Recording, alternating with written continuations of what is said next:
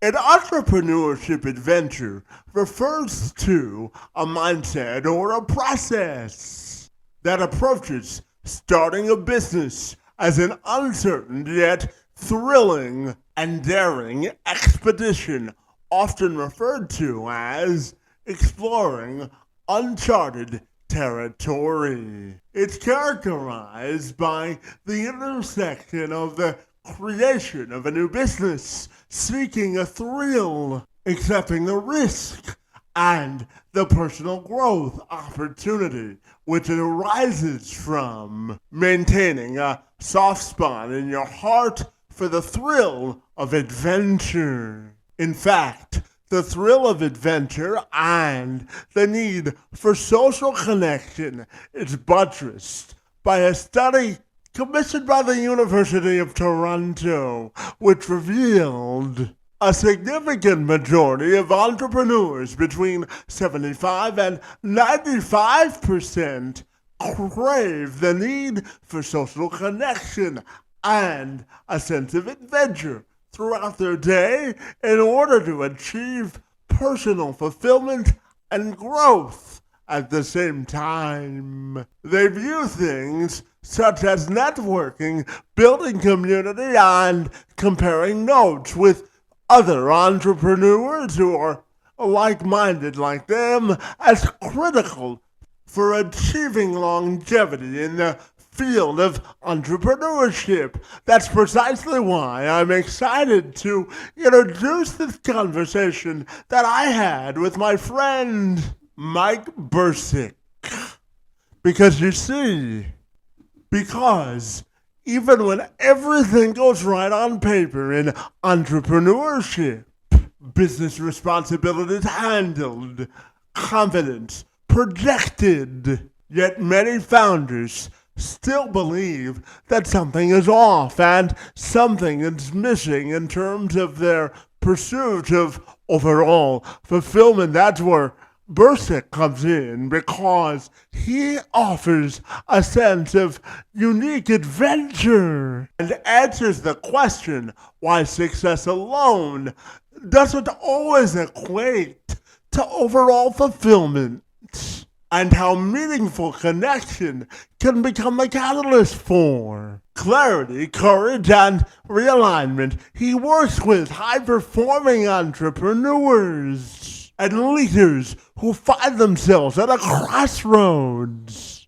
helping them to slow down, listen, and acknowledge what they already know is happening deep down through immersive-driven and connective activities and adventures and experiences, both in the wild and on stage. And Mike joined me this week to tell me more. I'm Kevin McShann. Let's have this conversation.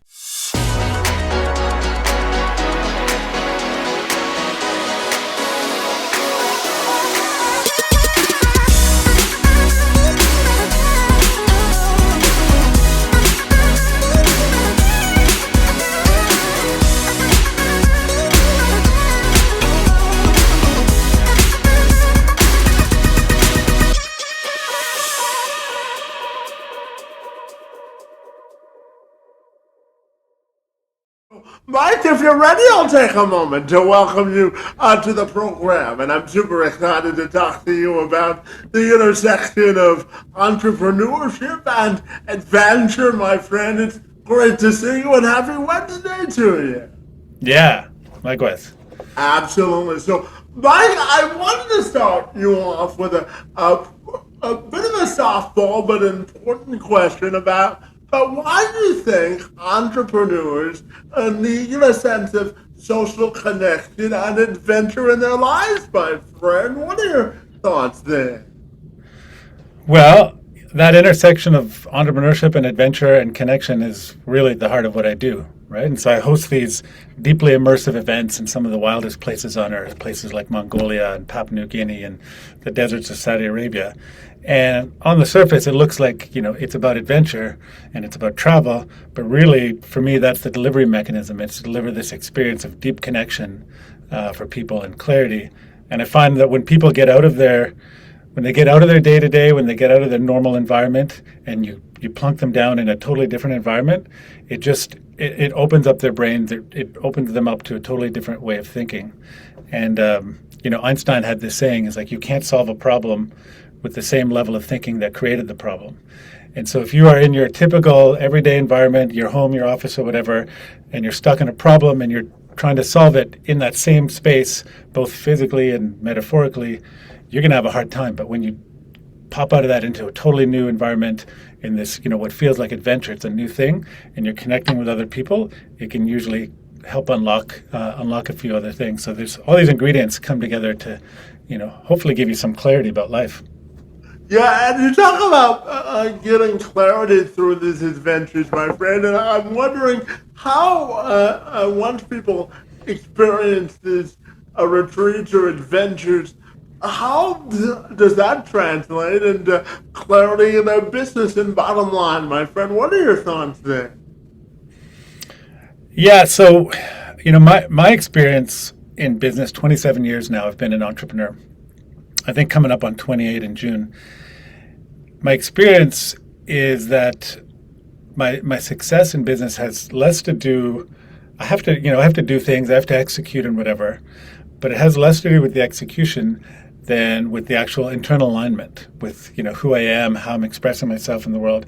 And if I'm feeling misaligned, between who I am, what I am, and my business, it creates this friction. And my personal experience is no amount of strategy, no amount of execution or great marketing or whatever can overcome that. If there's a fundamental misalignment, that's going to show up in how you talk to customers. It's going to show up in your marketing. It's going to show up in how you lead your team. But when you come to a place of that deeper clarity about who you are, your alignment, that changes how you lead yourself, changes how you lead your team, and changes how you talk to customers. And so when I'm talking to people, about what I do with Wayfinders, this business is it's a perfect expression of myself, my skills, my passions. It feels like absolutely what I was put on this earth to do. And when I'm talking to people and coming at it from that place, they feel that. They feel that, I'm not just here going through the motions. I'm actually expressing something that I need to express in the world, and I'm coming at it from a genuine place. And so, when I'm working with entrepreneurs, it's helping them get that clarity on who they are and how can their business reflect that. And it doesn't necessarily mean they have to leave their business or exit or sell or whatever. It just means they have to return to, usually it's returning to why you started in the first place, because there's probably a pull there to express something in the world. And over time we kind of get off track and whatever, but coming back to the core. And then that's a different place from which to lead.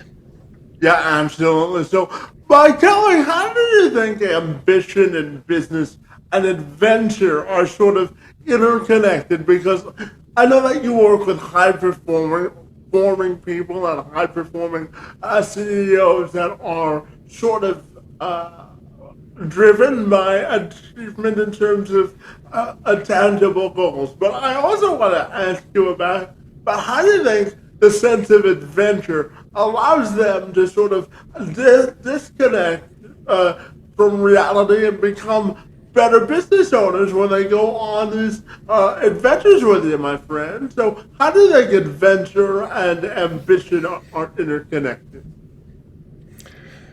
Well, I'm going to take a bit of a broader approach to defining this word adventure, because people hear adventure and they jump to travel or jumping off a cliff with a parachute on or something like that.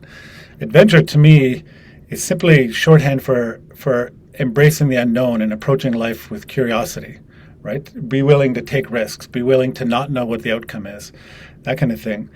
And so when I look at it from that perspective, and I apply that to different areas of my life, for me, the biggest part of adventure for me is exploring my inner landscape, what's going on inside me, in my heart, in my soul, in my mind. That to me is sometimes this scarier terrain to navigate than trekking through the jungle in the Amazon or whatever, because there's a lot of shit going on in there, right? And I can tell you a little bit of a story, I guess, just in terms of inner adventure. Yeah.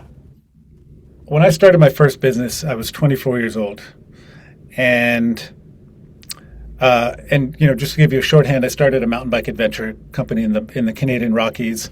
I eventually expanded it all over the world. For the first 10 to 12 years of that, I was living, what on the outside looked like an amazing life. I was running this company, traveling around the world, having lots of fun. I was playing in a band, all this kind of stuff. But inside, I was becoming more and more unhappy, outright depressed. And then I had this experience in my early 30s that just rocked me to my core. I went into this deep, dark place. I call it my long, dark night of the soul. It was 2.5 years of like really, really dark depression. And it shook me to my core. And my first instinct to that was just curl up in a ball and it was the worst feeling ever. And, for weeks at a time, I would barely leave bed.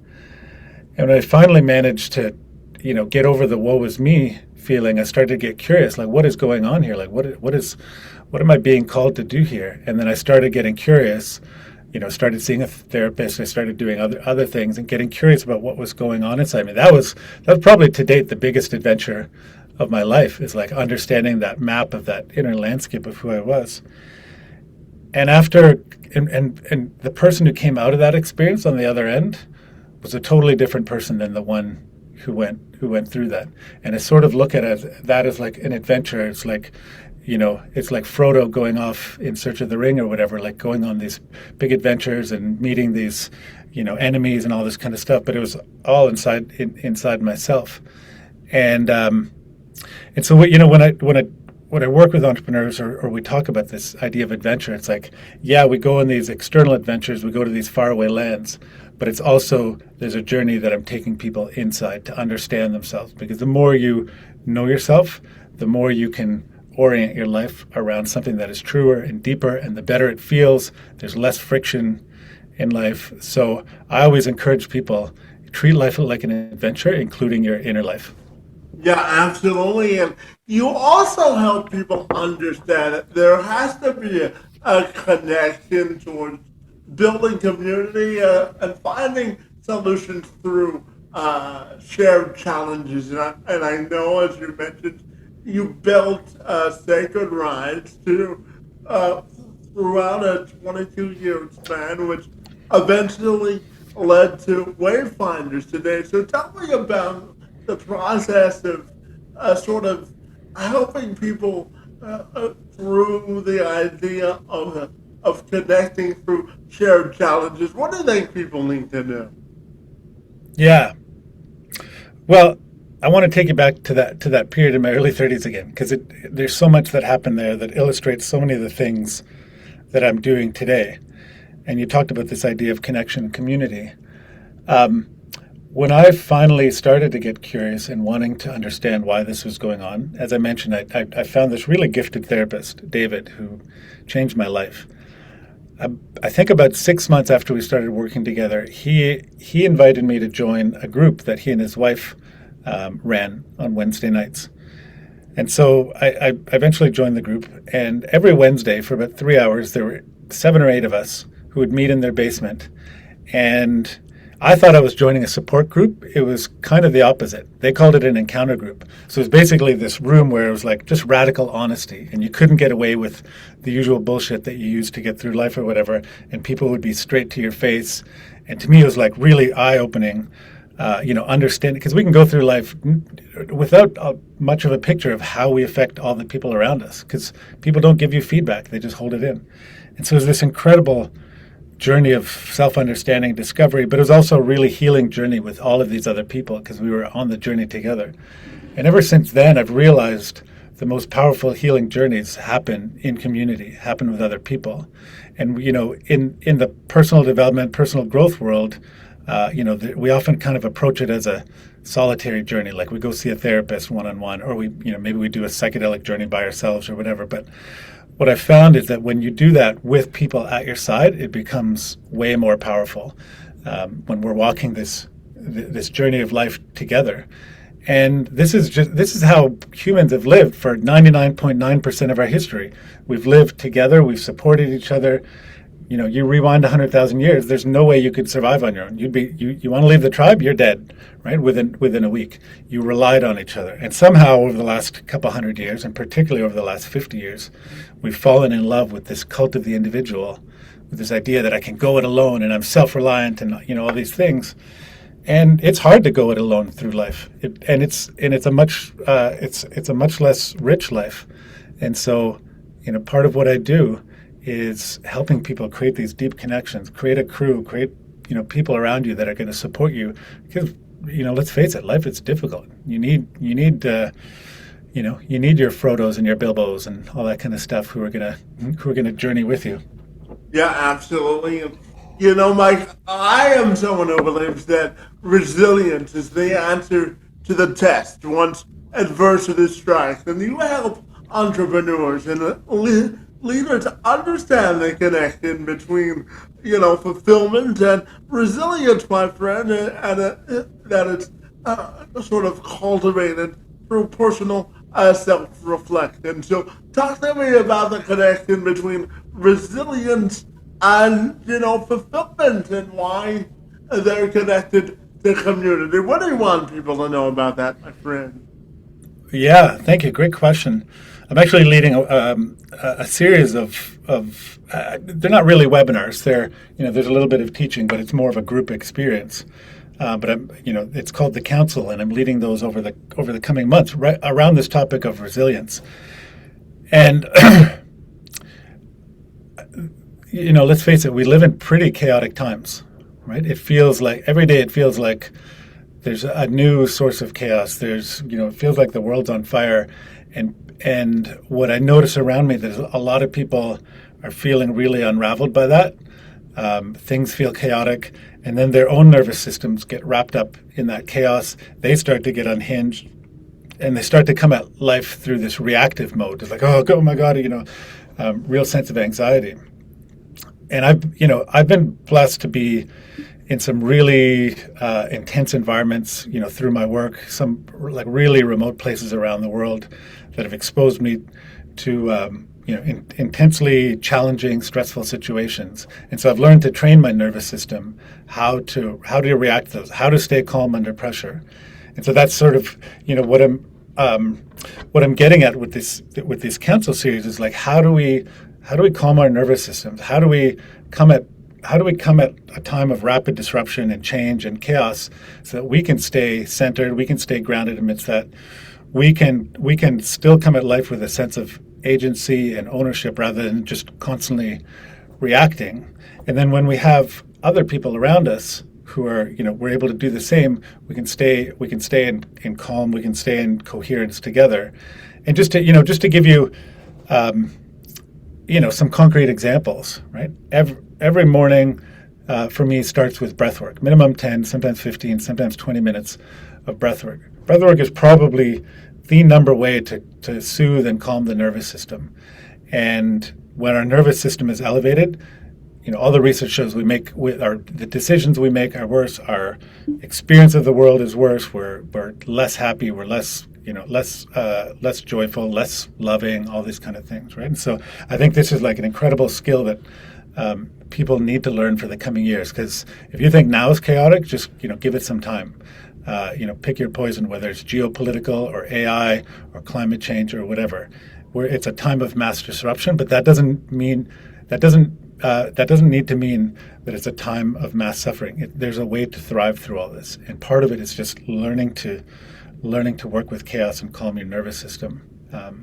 And the alignment piece, coming back to that, is like if I know who I am at my core, and I know why I'm here, and I know the work I'm meant to do. It's far harder to get knocked off center when you have that sense of deep inner knowing, and when you're able to train your nervous system and stay relaxed, and then you can come at life from a very different point of view rather than just reacting. Yeah, absolutely. And Mike, I threw this question in because I thought it was an interesting statistic. So according to the International Franchise Association, buddy, they found that 68% more than two-thirds of entrepreneurs and 68% prioritize social or environmental impact over profitability. So they want to connect with people. So I'm sure that you don't find those statistics to be surprising. But I'm curious to get your thoughts on those studies, my friend. So, if I understand correctly, the study says 68% of entrepreneurs prioritize for social or environmental impact. A Am I understand? social, yeah, social, environmental, or social connection impact over profitability. What are your thoughts there on entrepreneurs really wanting to expose themselves to the social side of business and connection, my friend? Yeah. Well, it's interesting because there in the world of entrepreneurship, there's a wide spectrum of what we might call companies. And on the one hand, you might have the solopreneur, doing the odd part-time gig or whatever. And the other end of the spectrum, you've got big public companies. Um, Big public companies, by their very nature, are beholden to the bottom line. They're beholden to the next earnings report. They're beholden to shareholder returns, maximizing that. If social environmental impact aligns with those goals and they feel it's going to produce more profit, more revenue, that kind of thing, then they will pursue that. Most of the time, it's a trade off for them. But what I see on a more ground level, grassroots level, is people are really searching for meaning and purpose in their life. A lot of I'm surrounded here in Toronto with there's so many interesting ideas and companies and organizations.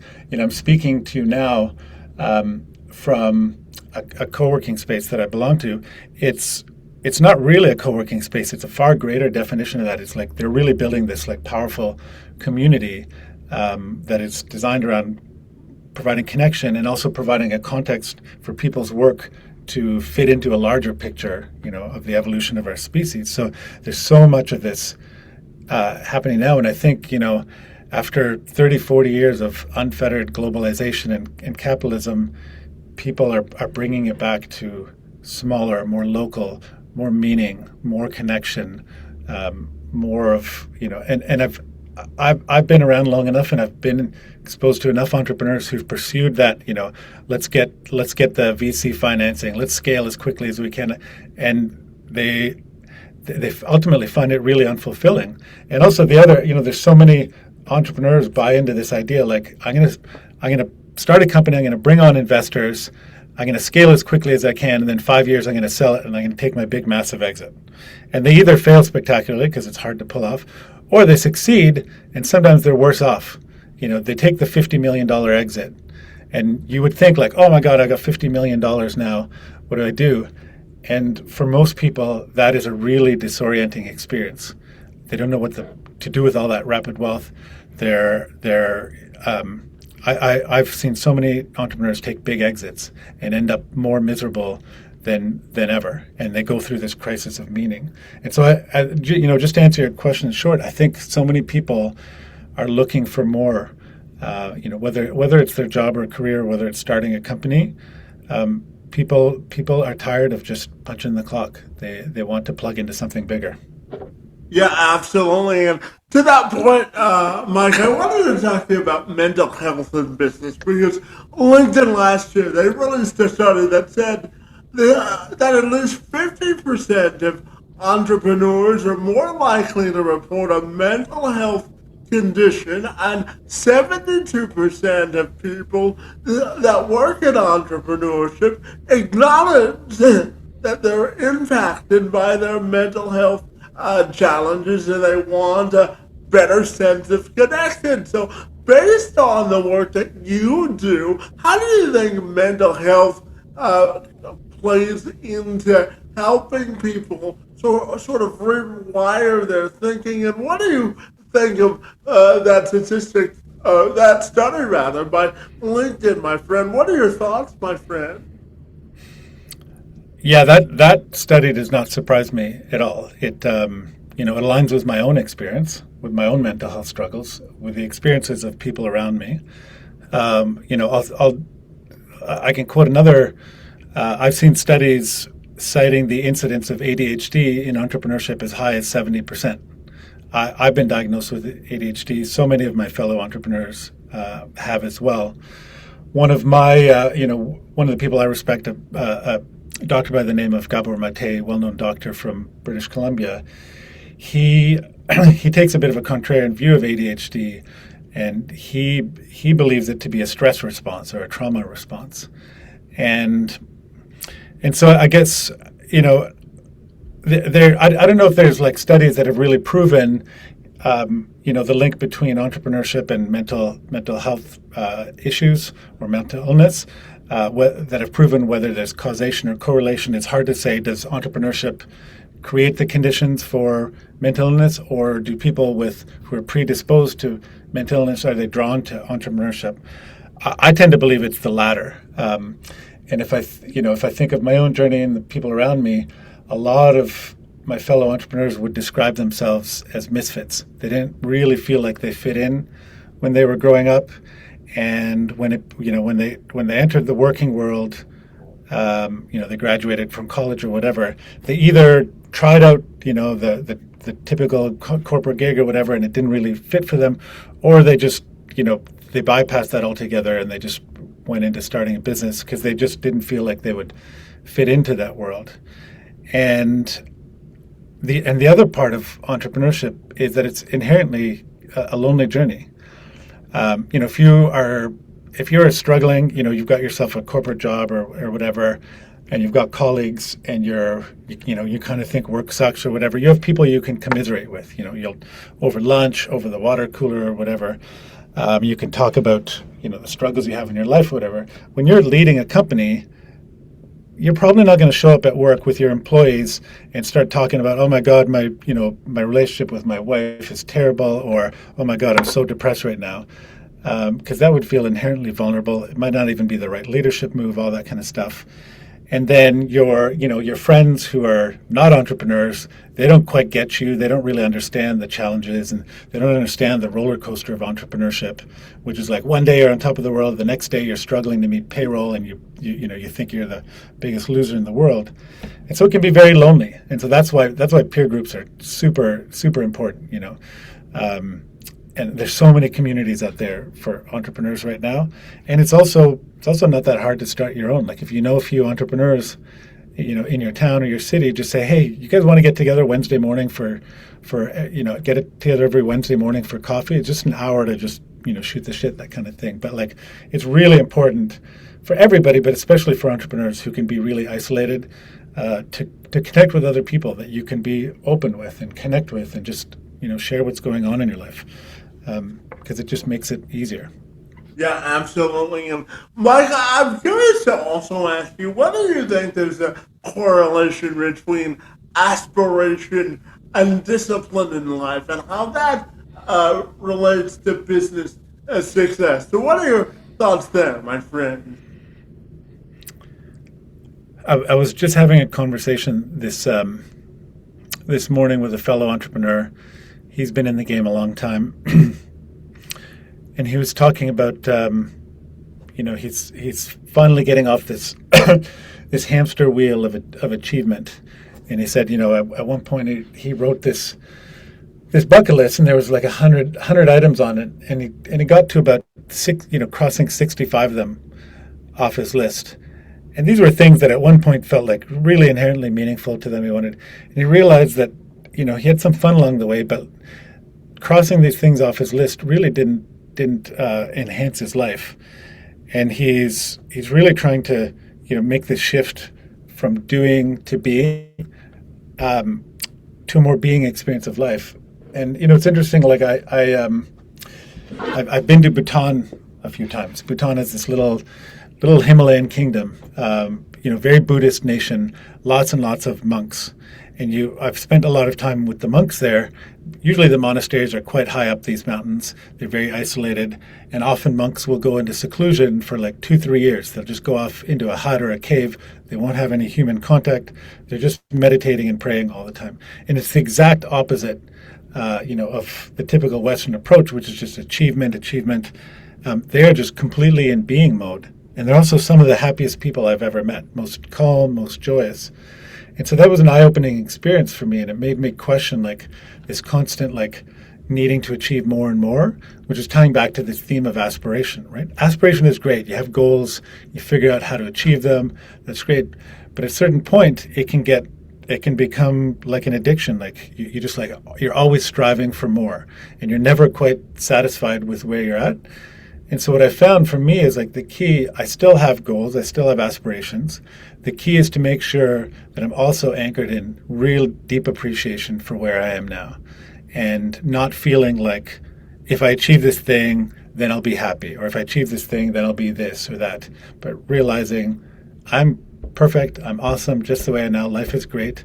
I still want this thing, but I'm not looking for this thing to change me or to give me a deeper experience of happiness or whatever. Because you do that too often, it just becomes a treadmill you can never get off of. Right? Mm-hmm. And Mike, I'm curious to ask you about advancing as an entrepreneur, and how do you think the definition of entrepreneurial advancement has changed over the years? Because depending on the type of business that you run, advancing in success in business can be subjective or objective depending on how you look at it. So I'm wondering how you believe the concept of entrepreneurial advancement has changed, my friend. Yeah, good question. I think it ties back to your previous question about aspiration and what I was talking about goals. And these days, I still have goals, but I choose goals that are less about the outcome and that are more about the process. And I try and choose goals that are going to force me to grow as a person, or as a leader, or as a human being, or as a partner, or whatever that may be. And so, to give you an example, I have this a very specific vision for what I want to do with Wayfinders. It is somewhat tied to revenue, but it's tied into a bigger vision, and that bigger vision requires me to really. I can't achieve that vision from the level of consciousness or the level of leadership that I'm at right now. It forces me to grow as a person and a leader. And that is what motivates me at the end of the day, is like, how does this force me to grow? How does it force me to learn? How does it force me to become humble and accept like where I need to grow? And that that idea of advancement to me isn't so much about hitting the next number or achieving some level of growth or whatever it is, but like how can I use my business or my goals or my aspirations to grow as a human being?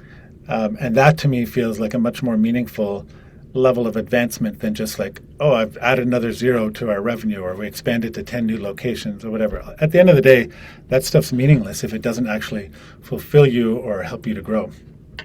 Mm-hmm. And can I ask you about relationship building? Because I believe that relationships are the heartbeat of progress in business, my friend. I'm curious to ask you, based on the work that you do and being in entrepreneurship for as long as you have, I'm curious to get your thoughts on effective relationship building and how important that is, my friend. What are your thoughts there? Yeah, to me, relationship building is, a lot of people will approach relationship building from a sort of transactional standpoint, or if we look at networking, for instance, it's what can I get out of this relationship? How can this person help me? How can this community help me? What not? I found that when you flip that, when you come at it from a place of like, what can I offer this person? What gift can I give them? How can I invest in this person? the relationships become richer. And sometimes, the gift you give them is just being curious, wanting to know about them, that kind of thing. And when you approach relationships from that perspective, A, they become much richer. And B, paradoxically, when you show up ready to give, you tend to receive more. And the other thing that I've learned with relationships is you really have to invest in them. You have to nurture them. And so, I have a database of people that I want to stay connected with, relationships that I want to nurture. And it's so easy, in the modern world, we're all so busy and whatever, and it's so easy for an important relationship, months can go by or years can go by and you don't connect with this person. It's not because of lack of desires, because we just get so busy and we forget. And so I want to make sure that I keep track of my most important relationships. And I can look at this database and see, when's the last time I connected with Kevin? Like, oh, shoot, I haven't connected with him in, 5 months. Like, I owe him, at least a text message or something like that. Hey, Kevin, how you doing? Everything okay over there? Or maybe we get together for a coffee or a phone call or whatever.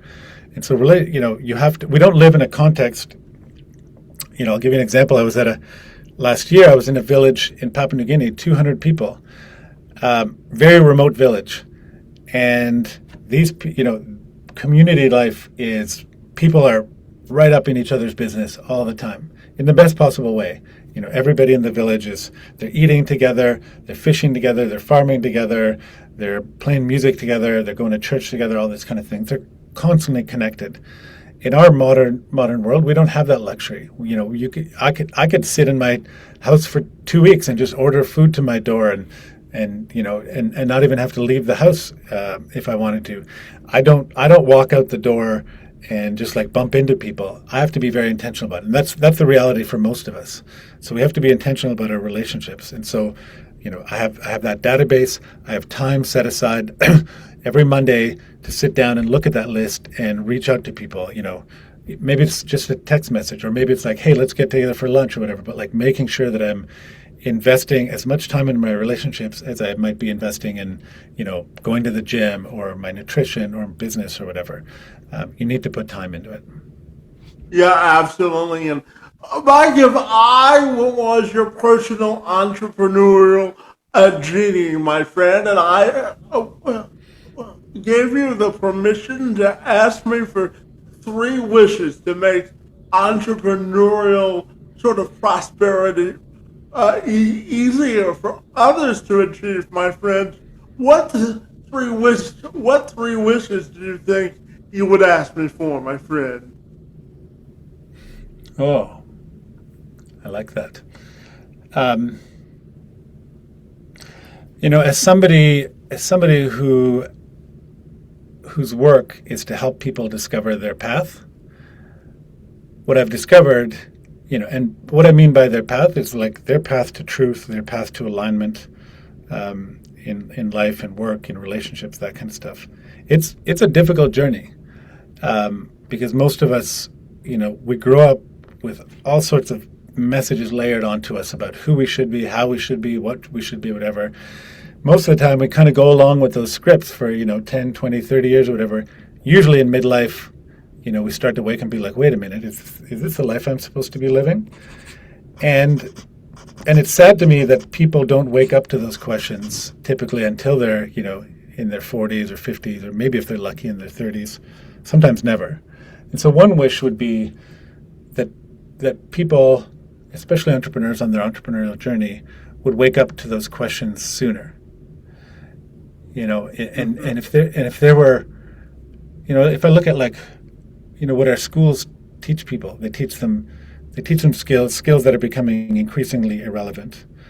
But we never teach the things that are actually the most meaningful things in life, such as asking these questions about who am I and how can I express myself in the world? How do I get better at relationships? How do I get better at love? That kind of thing, right? And so that leads me to my second wish. First wish is that people would embrace that journey of self-actualization sooner. The second wish is that our training institutions, our school, our grade schools, our high schools, our universities, were more oriented around this question of how do we become better humans rather than better cogs in the machine, right? Which is what most of our training institutions are around.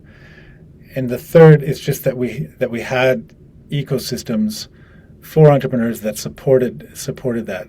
So if you look at the financing world, the VCs, the angel networks, whatever, they're all oriented around how can we find the businesses that are going to scale the fastest, provide the biggest returns.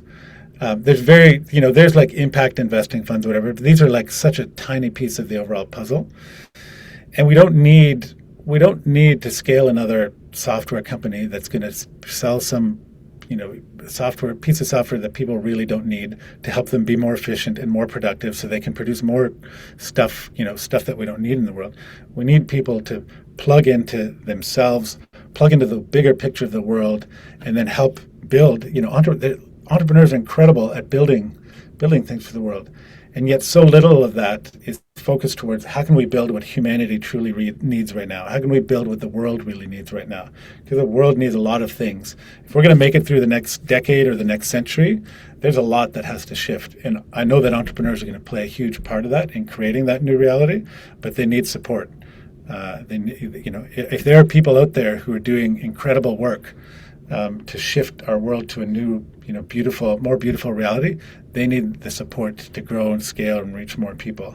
And the support system just isn't there. Yeah, absolutely. And based on the work that you do specifically, I'm wondering your thoughts on how your work professionally ties into your personal identity. And do you think that entrepreneurs are increasingly putting their entrepreneurial journey as a part of their personal identity, my friend? What are your thoughts there? Well, as I said before, my work to me feels like a perfect expression of who I am in the world. It ties together, all of the things that I love most: travel, adventure, bringing people together, helping take people on a meaningful journey, all these kind of things. So it's very much an expression of my identity. This concept of identity and one's business, it's a tricky one. It's a very tricky game because so many entrepreneurs, myself included, have tied, so much of their identity to their work. And so and it's not just entrepreneurs, it's, all sorts of people through their careers or whatever. That identity becomes who they are. And so you describe yourself. I'm a doctor. I'm an entrepreneur. I'm a teacher. I'm this, whatever. And the danger in that is you start to define yourself through that lens, and it limits who you are. It limits your expression. And if that identity or if that role, ever becomes severed or compromised or ended or whatever, it's a mass. You get an identity crisis, right? And so going back to when I talked about entrepreneurs who sell their companies and they look at this like, I'm going to have this big exit at the pot of gold at the end of the rainbow. The reality is when somebody has like invested 10 or 15 or 20 years of their life to building something, and it's given them maybe not meaning, it's given them something to do for a lot of their hours a day, and then all of a sudden they've got this big exit, they got all this money, they don't know what the hell to do with it, they don't have this company anymore, they don't have this staff.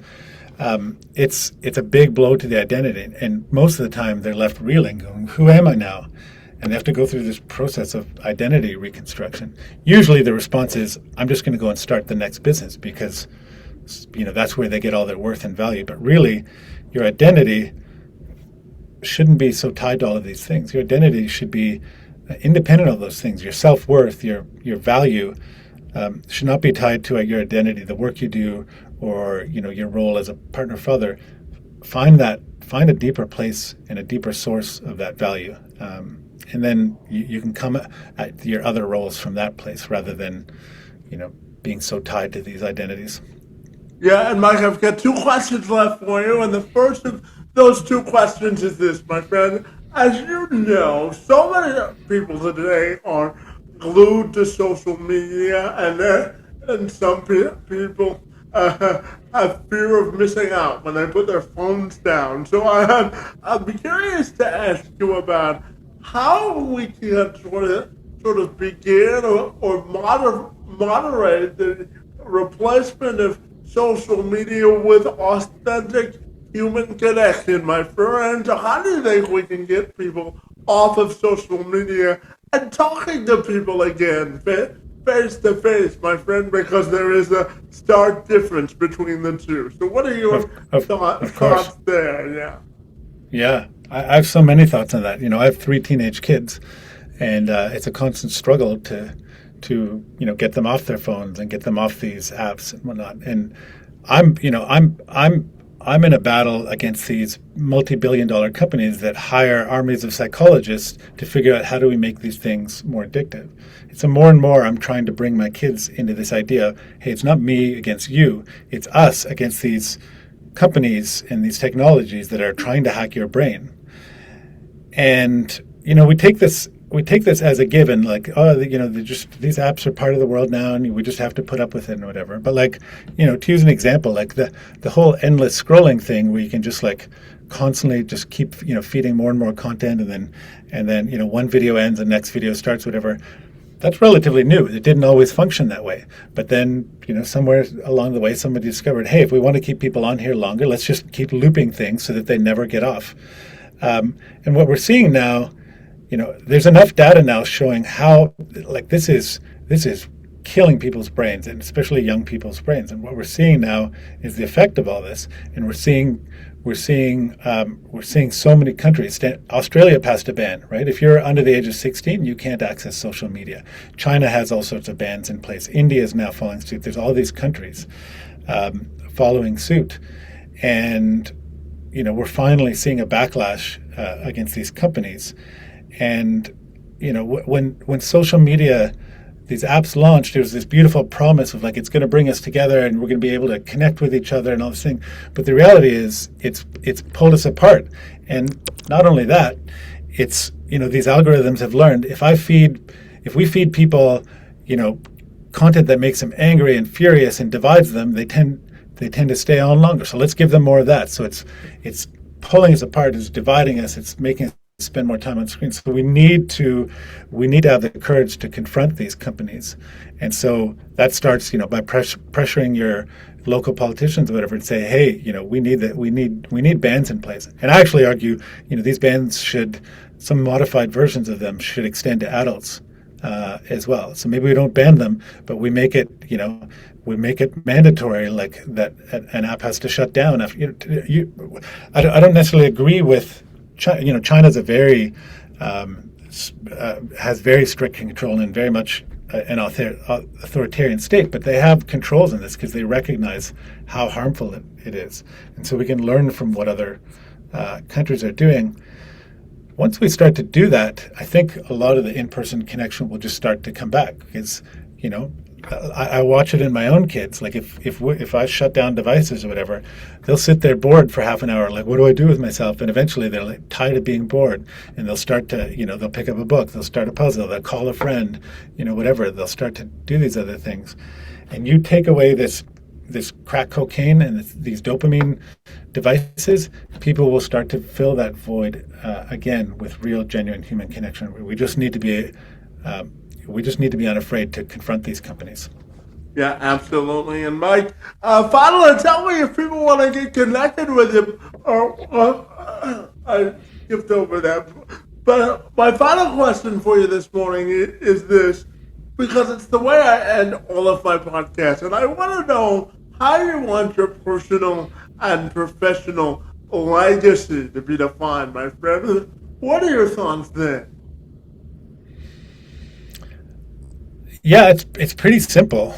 I defined this for myself a while ago, is that I want everyone that I come in contact with to feel like they came away from that interaction richer, feeling better, whatever that may be. I want people to feel like I had a positive impact on them, and if I can do that for the majority of the people that I interact with, even if it's just the crossing on a bigger level, my kids obviously, but they just feel like I've positively impacted them, and I've left them feeling a little better. I've left them a little better off for having known me. Then that to me is the best possible legacy I could have. Absolutely. Well, Mike, now I will ask you if people want to get connected with you, my friend, what's the best way they can do that? Yeah, if people want to connect with me, go to way-finders.com, way-finders.com. You can see some of the adventures we've got coming up. I'm going to be launching 2027 events probably end of April.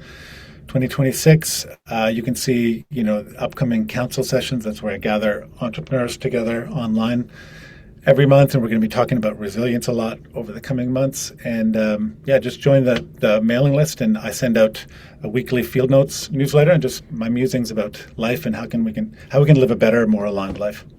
Absolutely. Well, Mike, I really appreciate this extended conversation about authentic human connection, how we can apply it to business and our own personal lives, because I think taking time to pause and reconnect with both ourselves and our professional goals is very timely and important, my friend, and I think you're doing great work in that regard. I want to thank you for the work that you're doing and will continue to do, and for engaging in conversation with me this morning. It's most appreciated.